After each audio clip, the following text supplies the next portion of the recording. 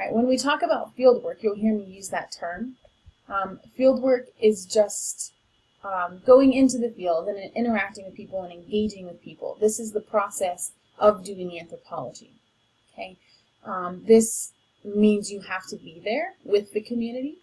You're not mailing out surveys. That's not field work, right? So field work involves being with the community. Okay, and this allows different kind of insights. So if you briefly stop into a community maybe and do a very short stint, or just mail out surveys, you're only getting a specific type of response, likely from a specific type of person. Okay, but this field work really allows you to get involved in the culture, get a feel for it, get a feel for the people and how they function, and those sorts of things, right? And so Welsh and Vivianco, that's the textbook we use in the face-to-face classes at the community college.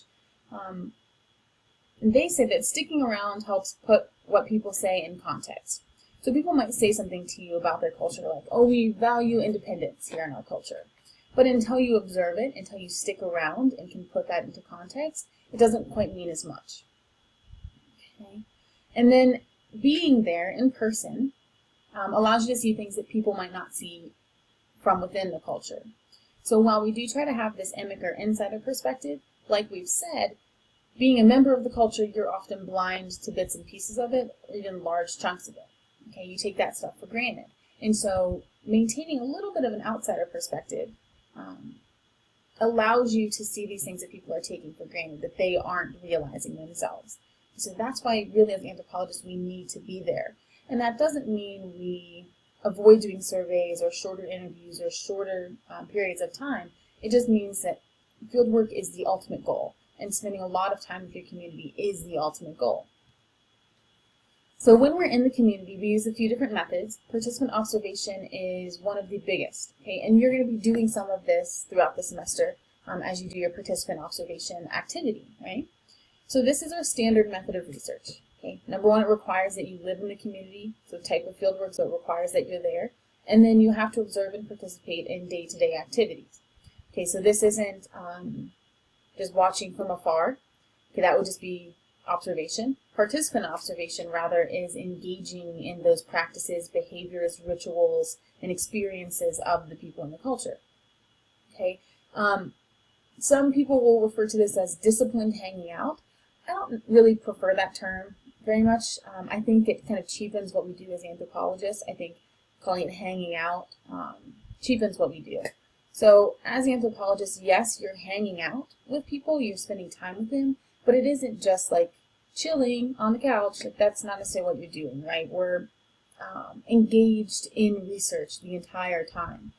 It's just that, yes, we are spending time with people and doing what they do, experiencing what they do, eating their foods, attending their religious ceremonies, and doing these sorts of things.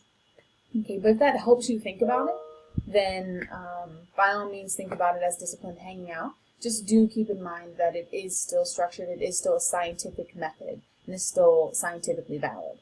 Okay.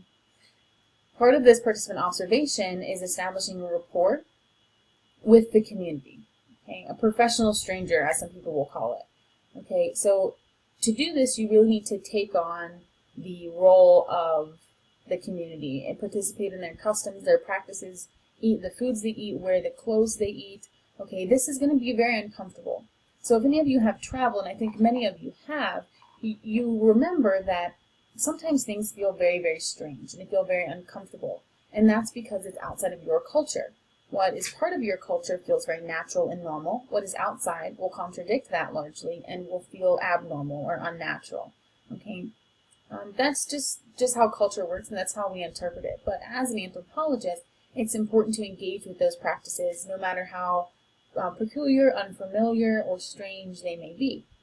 This helps to not only immerse you fully in the culture and the people and the lives of the people in that culture, but it also helps to create this rapport with the people you're working with. Okay, and so you can see in the picture there in this slide, if you briefly glance, you're not going to necessarily be able to pick out who the anthropologist is, who the outsider is. So he's engaged with the people, he's wearing their traditional clothing, he's dressing the way they are, and he's behaving the way they are. He isn't insisting that he sit in a chair, wear jeans and a white t-shirt. He is participating fully in their culture. Okay, and so this shows a form of respect. It shows that you value and are validating their cultural beliefs and practices, and it really lets you get a feel for that culture and their practices. Okay, and that's all what anthropology is all about.